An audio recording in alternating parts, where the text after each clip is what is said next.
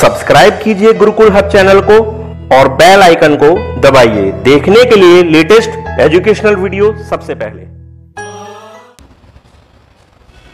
Hello guys, YouTube के Gurukul hub channel में आपका स्वागत है और आज की इस वीडियो में हम बात करने वाले हैं गुलाम वंश। मध्यकालीन भारत के अंदर हमने मोहम्मद गौरी, मोहम्मद बिन कासिम, महमूद गजनबी, मोहम्मद गौरी और गुलाम वंश भी स्टार्ट कर दिया था। उसमें पढ़ लिया था कुतुबुद्दीन ऐबक।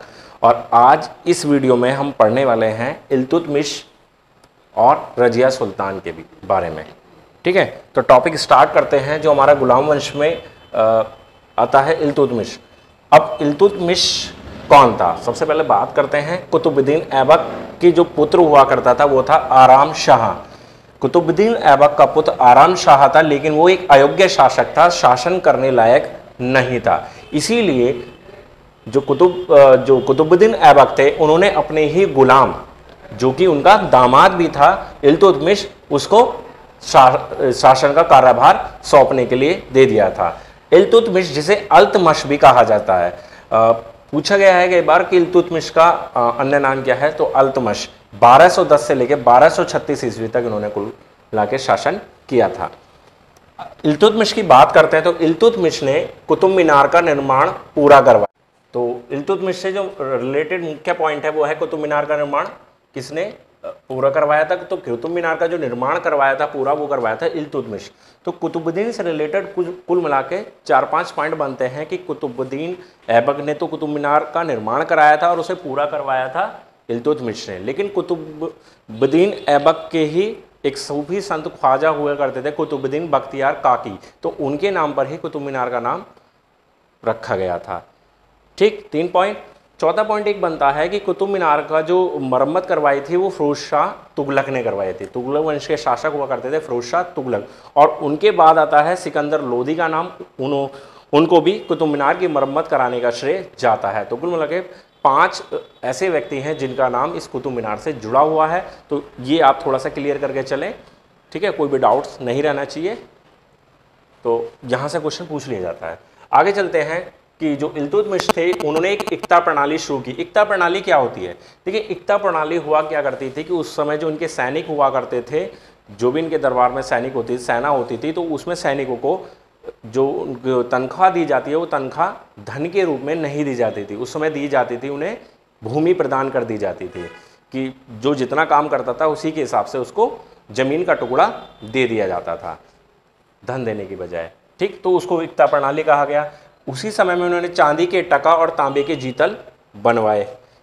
चांदी के टका और तांबे के जीतल बनवाने का श्रेय पूरी तरह से इल्तुतमिश को जाता है। और दिल्ली में एक टकसाल बनवाई।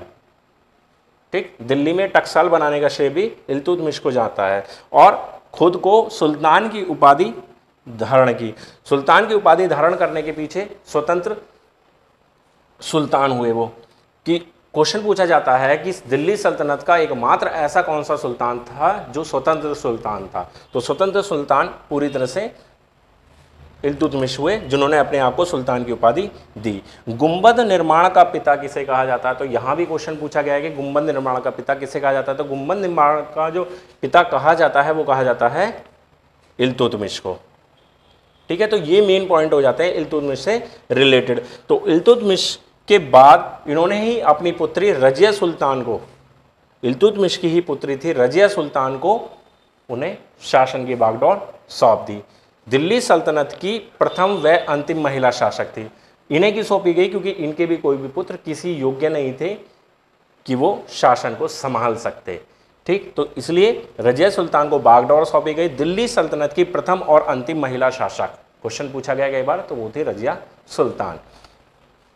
सैनिक वेशभूषा धारण की रजिया सुल्तान ने और पर्दा करना बंद कर दिया था। पर्दा प्रथा को खत्म कर दिया था। पूरे राजदरबार में सबके सामने आती थी, बिना पर्दे के आती थी और हाथी पर बैठकर लोगों के बीच, जनता के बीच जाना शुरू किया और उनके दुख दर्द को समझना शुरू किया। कूटनीतिक दृष्टि से अल्तुनिया से शादी कर दी। अल्तुनिया से इनका एक युद्ध भी हुआ था जिसमें एक संधि के तहत और एक कूटनीतिक दृष्टिकोण से, एक कैसे कह सकते हैं कि कूटनीतिक दृष्टिकोण से उन्होंने अल्तुनिया, एक शासक हुआ करते थे, उनसे शादी कर ली, विवाह कर लिया।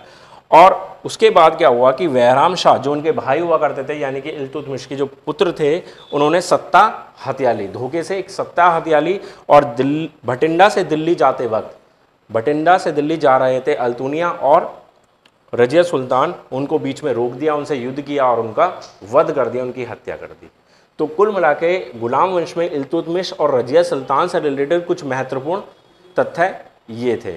ठीक है, कुछ स्टूडेंट ने कंप्लेंट की थी कि मैं जो अलग से विदाउट बोर्ड जो मैं आपको क्वेश्चन प्रोवाइड करा रहा हूँ वो ना देकर ये कराऊँ। तो मैंने कब कहा कि मैंने ये बंद कर दिया है, बोर्ड पे तो मैं ऑलरेडी पढ़ाऊँगा ही पढ़ाऊँगा, लेकिन क्या होता है कि इसमें मैं पूरा सारे पॉइंट्स को इतने सारे पॉइंट्स को कवर करना मेरे लिए मुमकिन नहीं है। तो इसलिए मैंने आपको आज सुबह ही वीडियो एक अपलोड की थी।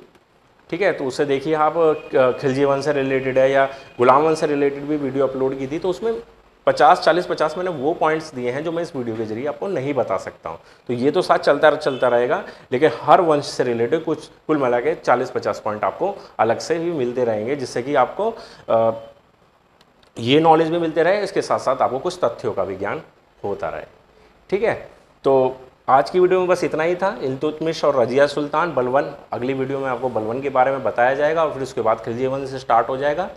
ठीक है, अगर आपको ये वीडियो अच्छी लगी हो तो प्लीज़ लाइक करें, शेयर करें, और अभी तक आपने हमारे चैनल को सब्सक्राइब नहीं किया हुआ है तो हमारे चैनल को सब्सक्राइब करें। धन्यवाद।